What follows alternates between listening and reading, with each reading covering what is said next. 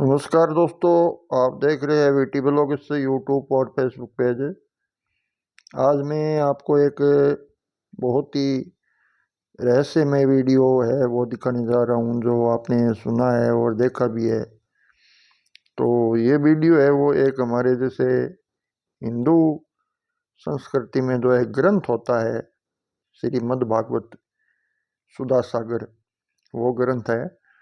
तो आप देख सकते हैं, इसके विषय में थोड़ी हम बातचीत करेंगे, क्योंकि हम हमारे इस जैसे भारतवर्ष में हमारा जन्म हुआ है, तो हमें एक जैसे बहुत ही अच्छे मार्ग अपनाना और अच्छे काम करना और अच्छे भगवान की एक कृपा से हमें थोड़ा विचार विमर्श करना और किस तरह भगवान की प्राप्ति होती है इस पर विचार करना। तो इसके लिए विचार करने पर हमें एक सहयोग की ज़रूरत होती है। तो ये सहयोग होते हैं हमारे हिंदू शास्त्र, जैसे गीता हो, भागवत हो, रामायण हो, रामचरितमानस हो।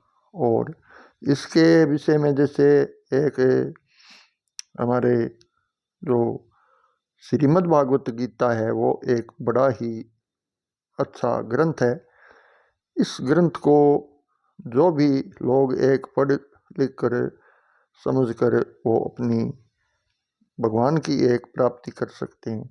तो इसी विषय में आइए बात करें। तो ये हमारे सामने है वो एक मद् भागवत सुधा सागर सुख सागर ग्रंथ है, वो है श्रीमद् भागवत। इसके विषय में आज हम थोड़ी विचार विमर्श करेंगे और जानेंगे। श्रीमद् भागवत सुधा सागर और सुख सागर सचित्र हिंदी व्याख्यान श्लोक सहित है ये। इसमें बहुत सारी जैसे गृहस्थी, हमारे गृहस्थी में रहकर भगवान की प्राप्ति कैसे करनी चाहिए, क्या करना चाहिए, इसके विषय में पूरी की पूरी जानकारी आ सकती है। सबसे पहले तो तमेव माता च पिता तमेव तमेव बंधु सखा तमेव तमेव विद्या द्रविणम तमेव तमेव सर्वम मम देव देव। सब है वो सर्वम मम देव देव भगवान ही है। सबसे पहले इस मद् भागवत में लिखा है कि निरखी किन नयना हो निहाल, अति अद्भुत आनंद अमुद सी सोहत सो सुखमय सुविशाल।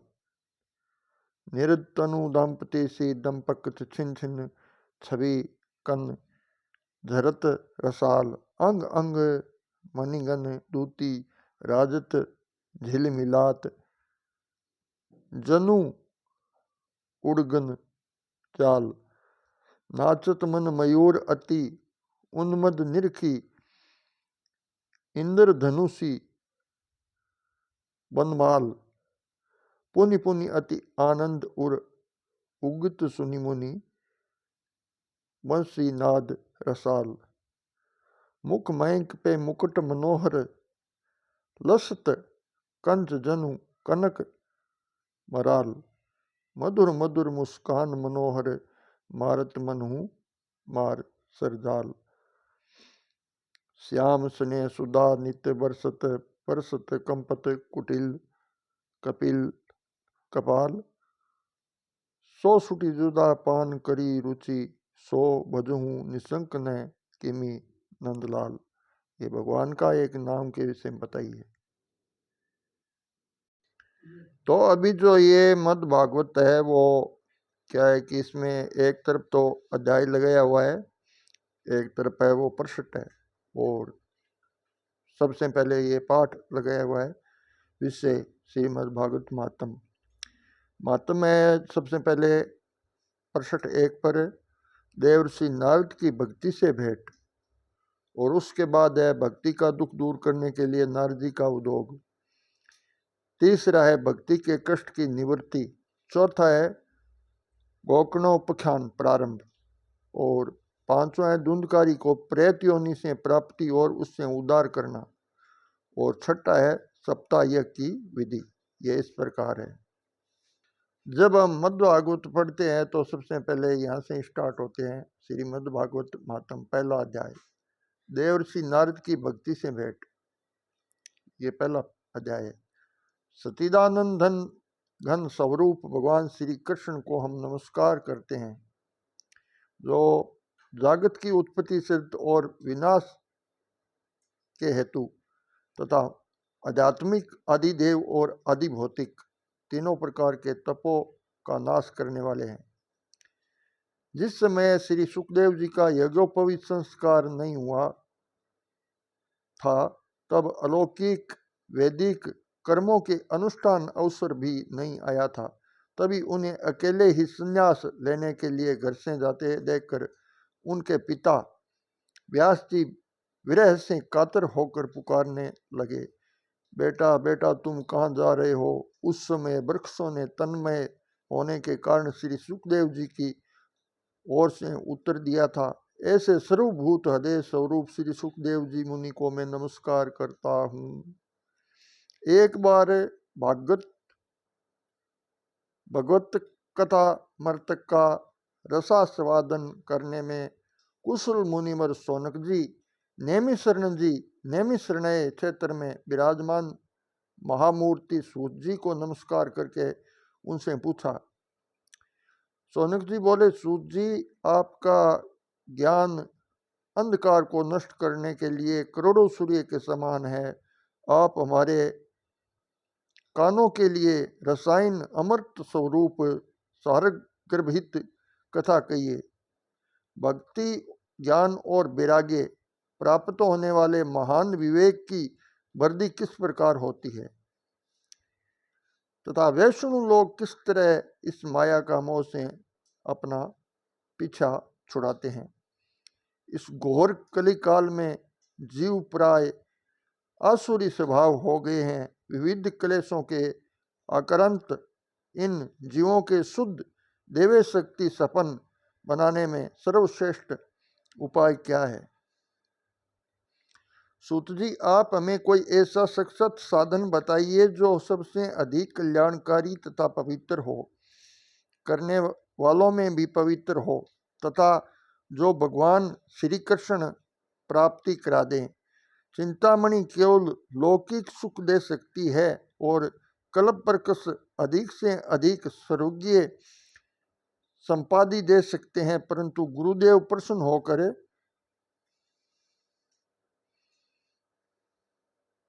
भगवान का योगी दुर्लभ नित्य बैकुंठ धाम देते हैं। सूत जी ने कहा कि सोनक जी, तुम्हारे हृदय में भगवान का प्रेम है, इसलिए मैं विचार कर तुम्हें संपूर्ण सिद्धांतों का निष्कर्म सुनाता हूँ, जो जन्म मृत्यु के भय का नाश कर देता है, जो भक्ति के प्रवाह बढ़ा देता है और भगवान श्री कृष्ण प्रसन्नता प्रदान कर कारण है। मैं तुम्हें वह साधन बतलाता हूँ, उसे सावधान होकर सुनो। श्री सुखदेव जी ने कलयुग में जीवों के काल रूपी सर्प को मुख का ग्रास होने के त्रास का अंतमिक नाश करने के लिए श्रीमद् भागवत शास्त्र का प्रवचन किया था। मन की शुद्धि के लिए इससे बढ़कर और कोई साधन नहीं है। जब मनुष्यों के जन्म मरण का पुण्य उदय होता है, तभी इसे इस भागवत शास्त्र की प्राप्ति होती है। जब सुखदेव जी राजा परीक्षित को यह कथा सुनाने के लिए सभा में विराजमान हुए, तब देवता लोग उनके पास अमृत का कलश लेकर आए और देवता अपना काम बनाने में बड़े कुशल होते हैं। अतः यहाँ भी सबने सुखदेव मुनि को नमस्कार करके कहा, आप यह अमृत लेकर बदले में हमें कथा अमृतन का दान कीजिए। इस प्रकार परम पर विनय पूर्वक अदला बदली हो जाने पर राजा परीक्षित अमृत का पान करें और हम सब श्रीमद् भागवत रूप अमृत का पान करेंगे। इस संसार में कहाँ काच और कहाँ महामूल्य मणि और तथा कहाँ सुधा और कहाँ कथा। श्री सुखदेव जी ने यह सोचकर उस समय देवताओं का हंसी उड़ा दी। उन्हें भक्ति सुले कथा का अंधकार जानकर कथा अमृत का दान नहीं किया। इस प्रकार यह श्रीमद् भागवत कथा देवताओं को भी दुर्लभ है।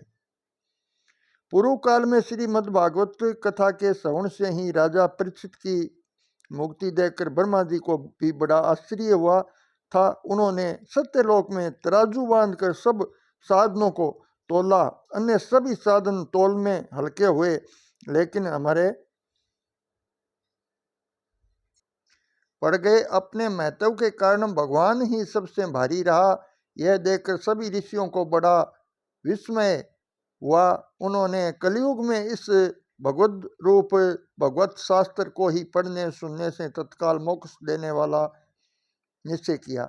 सप्ताह विधि से श्रवण करने पर यह निश्चित भक्ति प्रदान करता है। पूर्व काल में इसे दयाप्रायण सनकादि देवर्षि नारद को सुनाया था। यद्यपि देवर्षि पहले ब्रह्मा जी के मुख से इसे श्रवण कर लिया था, तथापि सप्ताह श्रवण की विधि से इन्हें सनकादिनों ने ही बताई थी।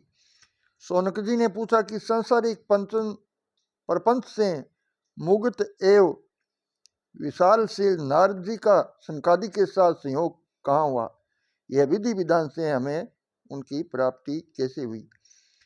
सूत जी ने कहा कि अब मैं तुम्हें वह भक्तिपूर्ण कथा सुनाता हूँ जो श्री सुखदेव जी ने मुझे अपना अन्य शिष्य जानकर एकांत में सुनाया था।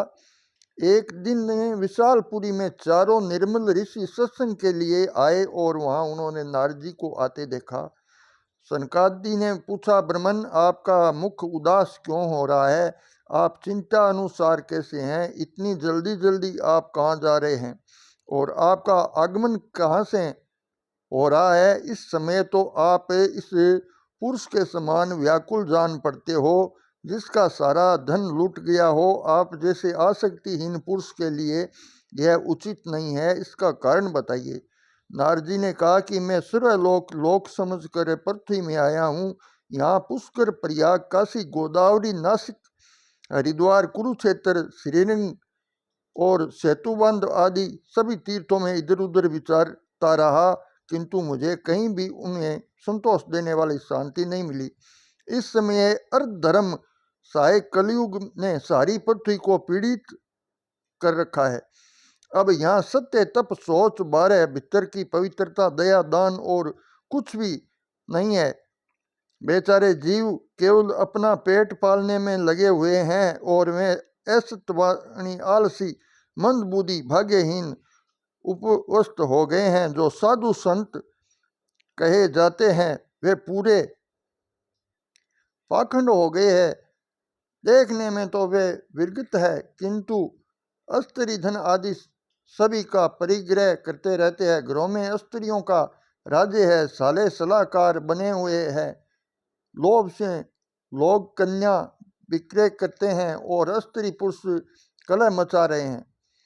महात्माओं, आश्रम, तीर्थ और नदियों पर यवनों विधर्मियों का अधिकार हो गया है। दुष्टों ने बहुत से देवालय भी नष्ट कर दिए गए हैं। इस समय वहाँ न योगी है, न सिद्ध है, न ज्ञानी है और न सत्यक्रम करने वाले हैं और न सारे साधन। इस समय कली रूप दानानल से जलकर भस्म हो गए हैं और कलयुग में सभी देववासी बाजारों में अन्न बेचने लगे हैं और ब्राह्मण लोग पैसा लेकर भेद पढ़ते हैं और स्त्रियां वेश्यावृत्ति से निर्वाह करने लगी है।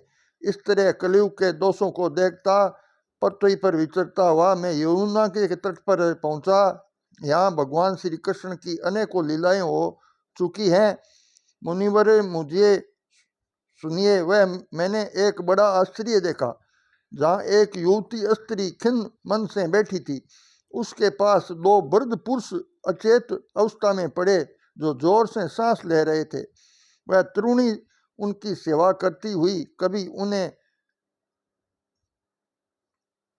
चेत कराने का प्रयत्न करती और कभी उनके आगे रोने लगती थी।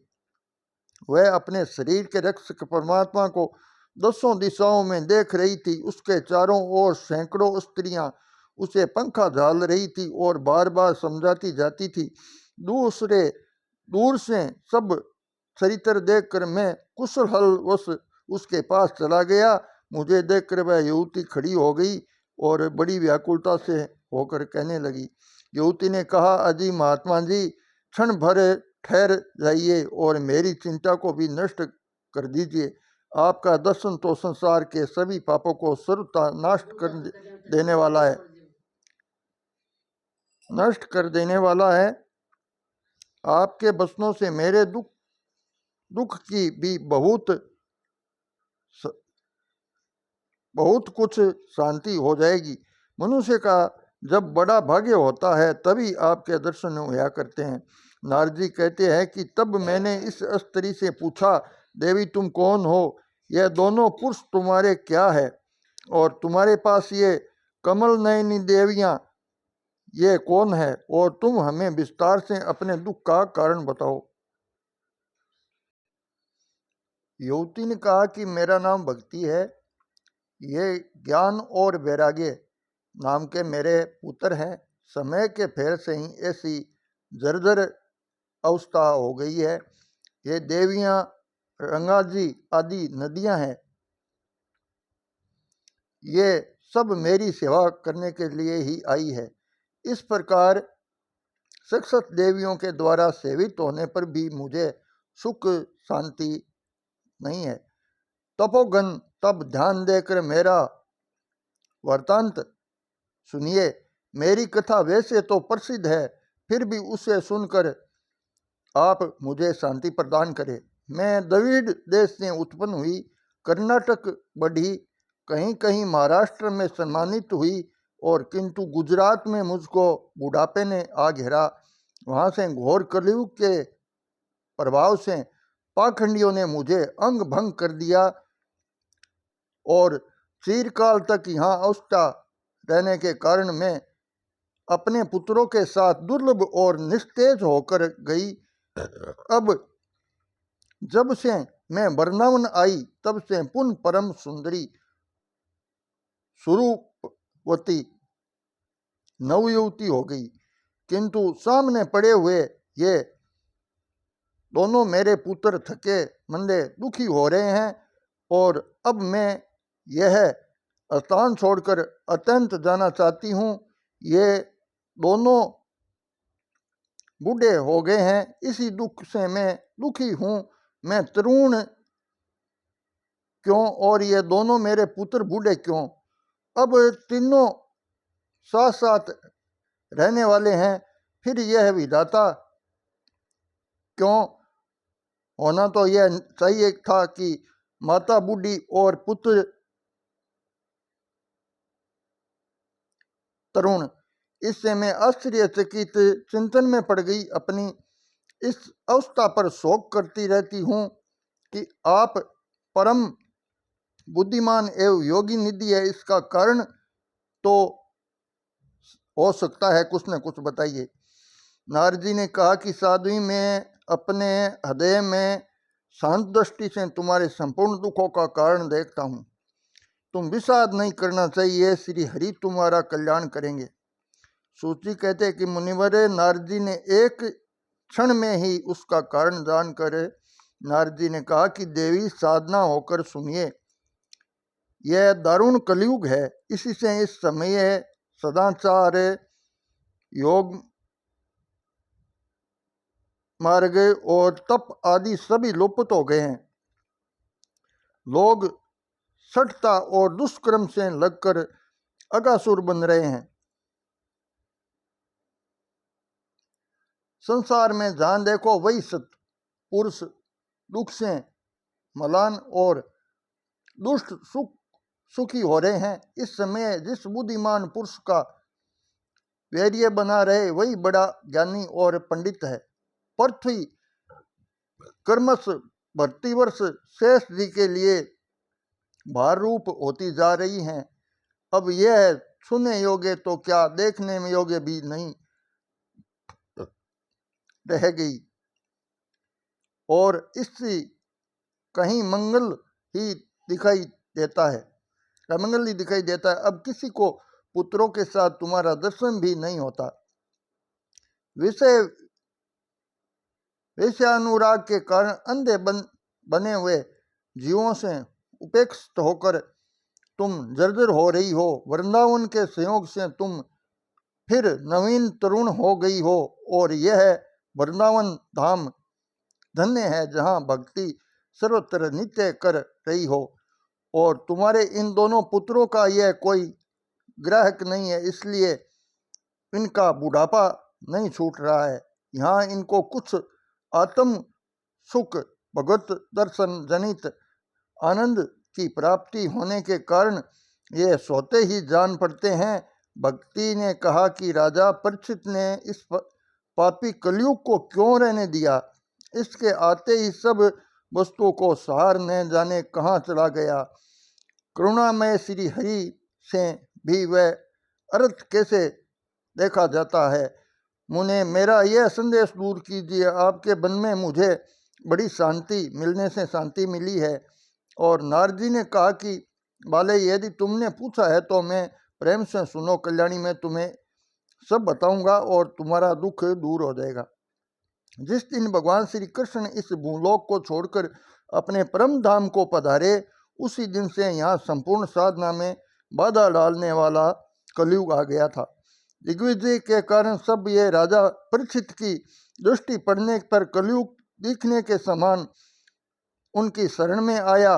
भ्रम के सम्मान सारग्राही राजा ने यह निश्चय किया कि इसका वध मुझे नहीं करना चाहिए, क्योंकि जो फल तपस्या, योग और समाधि से नहीं मिलता, वो कलयुग में वही फल श्री हरि कीर्तन से ही भली भांति मिल जाता है। और इस प्रकार सारगहीन होने पर भी उसे इस एक ही दृष्टि से श्रद्धा युक्त देख कर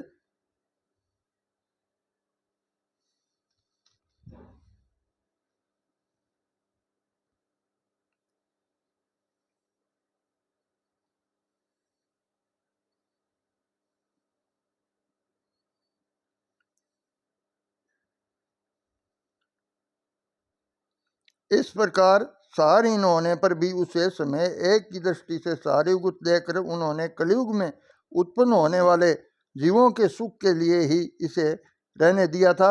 इस समय लोगों के कुक्रम से अमर प्रवृत्त होने का कारण है। सभी वस्तुओं का सार निकाल गया और पृथ्वी के सारे पदार्थ जीजहीन हैं, अब उसी के समान हो गए हैं। ब्राह्मण केवल धन आदि के लोभ से घर घर एवं जन जन को भागवत की कथा सुनाने लगे, इसीलिए कथा का सार चला गया। तीर्थों में नाना प्रकार के अत्यंत घोर घोर कर्म करने वाले नास्तिक और नारकी पुरुष भी रहने लगे है, इसलिए तीर्थों का भी प्रभाव जाता रहा है। जिनका चित्त निरंतर काम, क्रोध, महान लोभ, तृष्णा से लपट रहा है, वे भी तपस्या का ढोंग करने लगे हैं, इसलिए तप का भी सार निकल गया है। मन पर काबू न होने के कारण तथा लोभ, दंभ और पाखंड का आश्रय लेने के कारण ये शास्त्र का अभ्यास न करने से दान योग का फल मिट गया है। पंडितों की यह दशा है कि वे अपनी स्त्रियों के साथ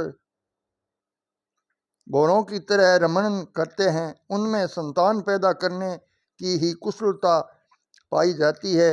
मुक्ति साधन में सर्वथा अनुकूल है। संप्रदाय अनुसार प्राप्त हुई वैष्णवता भी कहीं दिखने के लिए आती है। इस प्रकार जगह जगह सभी वस्तुओं का सार हो गया है। यह तो इस युग का स्वभाव ही है, इस किसी का दोष नहीं है। इसी में पुंडरीकाक्ष भगवान श्री सभी के रहते हुए भी यह सब सर रहे हैं। सूची कहते हैं कि सोनक जी, इस प्रकार देवर्षि नारद के वचन सुनकर भक्ति को बड़ा आश्चर्य हुआ और कि उसने जो कुछ कहा वह सुनिए। भक्ति ने कहा कि देवर्षि, आप धन्य हैं, मेरा बड़ा सौभाग्य था जो आपका समागम हुआ। संसार में साधुओं का दर्शन भी संसत सिद्धांतों का सिद्धियों का परम कारण है, और आपका केवल एक बार उपदेश धारण करके कयाधु कुमार प्रहलाद ने माया पर विजय प्राप्त कर ली थी। ध्रुव ने भी आपकी कृपा से ध्रुव पद प्राप्त किया था, और आप सर्व मंगलमय हैं। साक्षात श्री ब्रह्मा जी ने पुत्र के ही आपको पुत्र में ही नमस्कार करती हूँ। जय सिया राम, जय श्री कृष्ण।